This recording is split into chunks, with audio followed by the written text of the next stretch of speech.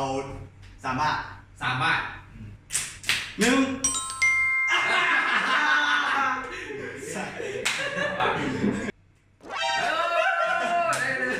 อย่างวะว้า1 2 3 5 บาท1 2 3 พี่ว้าว1 2 3 4 5 บาทเรื่องนี้3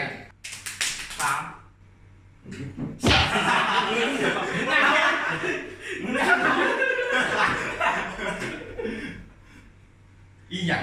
จบเลยอ่ะจบเลยโอ้4 บัวอีหยังมา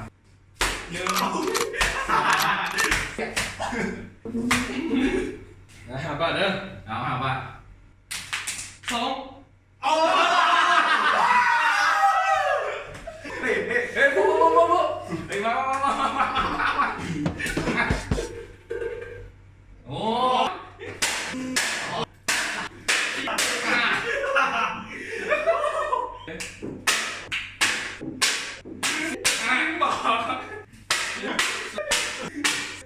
อาจจะบาท10 1 2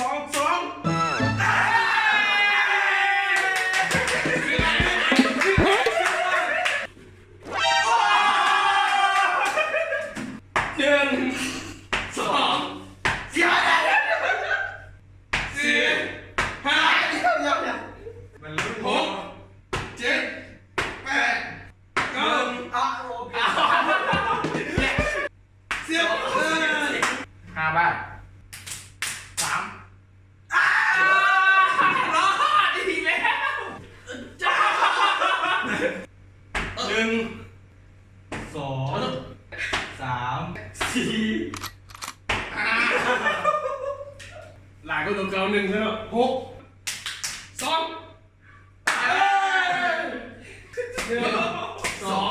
3 4 5 6 5ซะ1มือม้าเป็นหมอย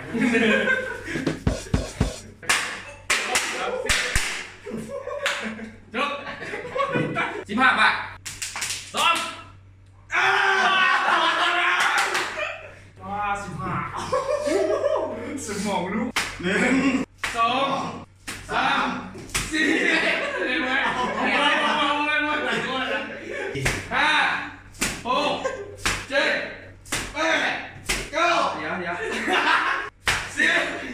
11 12 13 14ถึงแล้วนั่นเกมโบ เจ้าโบ ได้เงินน้ำเขาอยู่อ่ะ ได้แล้วเจ้าประสิทธิ์ เงินทอนซื้อเงินขอซื้อทอน1 2 3 4 5ฝากคอย6 7 8 9 10 11 12 13 อู้แคนเอา10 บาท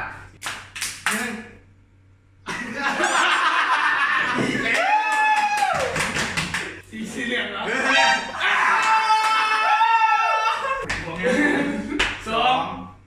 3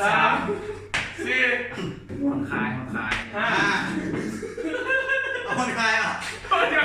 ขี้มุกโอ้เจ็บต้องไปไว้ยังมึงเจ็บหลาย8 9 10 2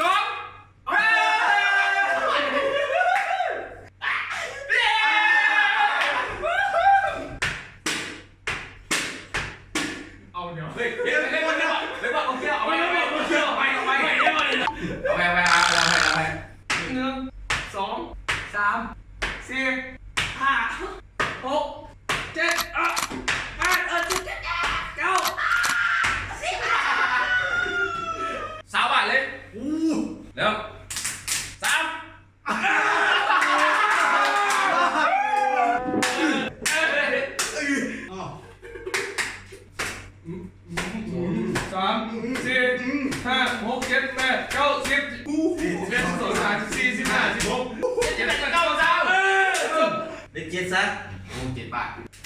หนึ่ง มันลายไหล หนึ่งสองสามสี่ห้าหกเจ็ดห้าสามไม่ไหวแล้วยับมาโยก1 2 3 4เห็นที่2 ยังไม่ได้เชื่อเลย ใจเชื่อ ไม่พูด มาขาดดูละยังไม่ได้จบก่อน ไม่ถึงจะเชื่อ 1ได้หมดเลย เดี๋ยวมูเดียวบัตรทายเกมมาทางกูทางแป้งลงมาขี้มูกกูทางลงมาแล้ว ไม่สุดท้าย ปักจุ้งได้หมดเลยปักจุ้ง โอ้โหเป็นแผ่นสุดท้ายตอนนั้นนี่แป้งกูบอมเกิดแขนกูบอยแป้งไงตอนบอลจะทักคนสุดท้ายมาเดี๋ยวมันฟาดฟาดเลย เอาเล็กเนี่ย2เย้ รอดแล้ว กูได้ซีไปซีนะนะ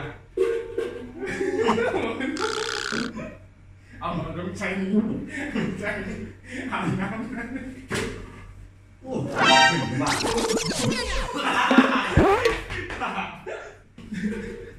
มากบอกตีกูบอกมากตีกู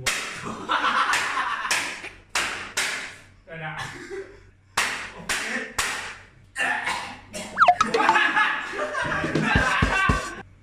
เดี๋ยวอีกจุดบ่อีกช่วยเลยกูรุ่นเลยอีกจุดบ่มึงตบเลยบ่ จะบ้านแล้วสี่ 5 หกเจ็ด เดี๋ยว อีก2 บาทอีก2 บาท 6มาเลยว่ะ บ้านหนึ่งจะบอก เบิดแล้ว บี 25 3 รอด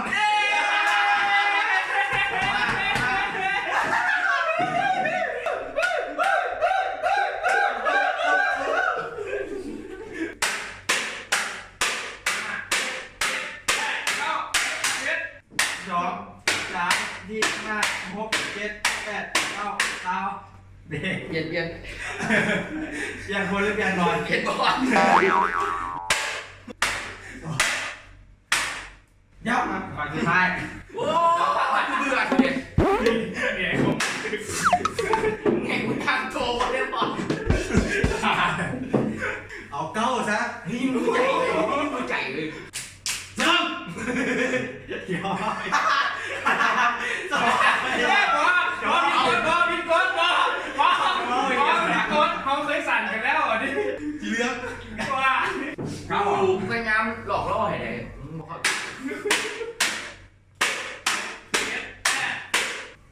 เดี๋ยว50ลูกแม่ เอาไหน30อู้3 มึงน่ะหัวแป้งมาแสดง อีกเต้นี่มันเนี่ยมึงอ่ะเกมอ่ะ ใจเย็นเดี๋ยวเอาสี่ ฟังไหม ฟังไป น้ำผ้า ฟังไปดีโอ้เจ็ด เดี๋ยว แปด โลคอ9 10 11 12 2มึง ชิมมามึงมาตีกูชิมโป้ มึงรีบจับตีจอมเลยมึงจับ เอาคอเลย17 กี่โมง 18 19 เดี๋ยว 3 เดี๋ยว เฮ้ย 1 ก็ผิดจับผิด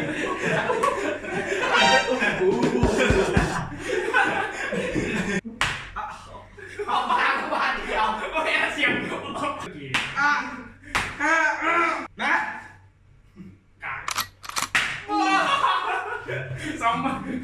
เอา15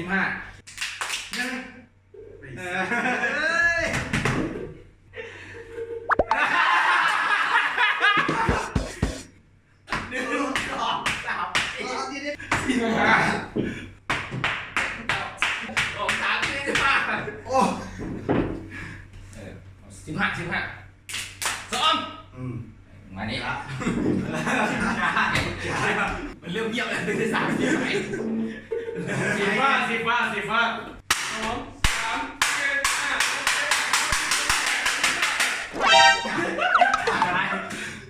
10สัก3 โอ้เบิร์ดเด้อ มึงแก้เหรอ เลย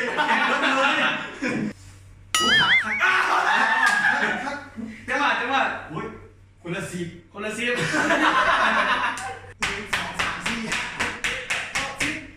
1 2 3 4 5 6 7 8 9 10 1 2 3 4 5 6 7 8 9 10 คือมันกันคือเต่าเนี่ยเต่าอะไรอยู่ คนเก่าเลย 10 2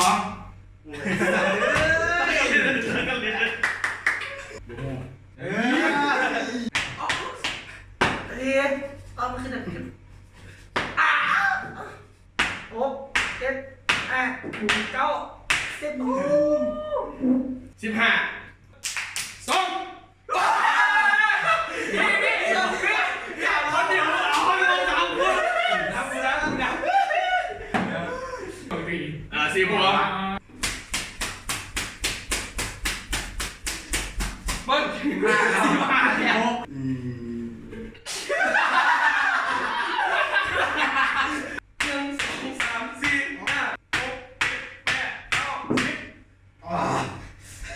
เดี๋ยว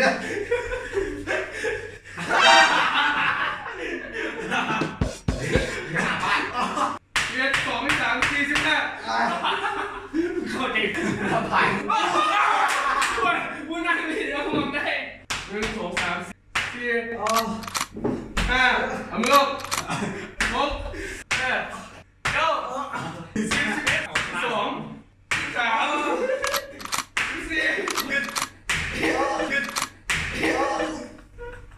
12 มีเลย 3 เมื่อกี้ผิดนะเมื่อกี้ผิดให้บอกว่าเป็นเก้า2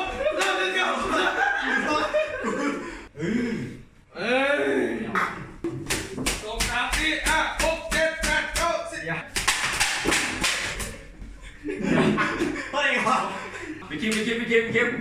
อ้าวจบแล้วคลิปนะครับคลิปนี้เป็น EP 2ของเราเนาะครับเกม1 2 3กระโหลกเล่านี่เองเนาะ เล่าเนี่ยเรา เล่าหลายคน เอาไปเพื่อติดตามพวกเราอย่าลืมติดตามเขาอยู่บ้าเหรออย่าลืมไปติดตามคลิปนี้เนาะฝากคลิปนี้อย่าลืมกด Subscribe กดไลค์กดแชร์กดกระดิ่งเจอกันใหม่กับ EP 3ของพวกเรา อย่าลืมคอมเมนต์ คอมเมนต์ อย่าลืมคอมเมนต์เนาะจะให้พวกเราทดลองกันเป็นการทดลองอีกอย่างอย่าลืมคอมเมนต์เด้อเอาเจอกัน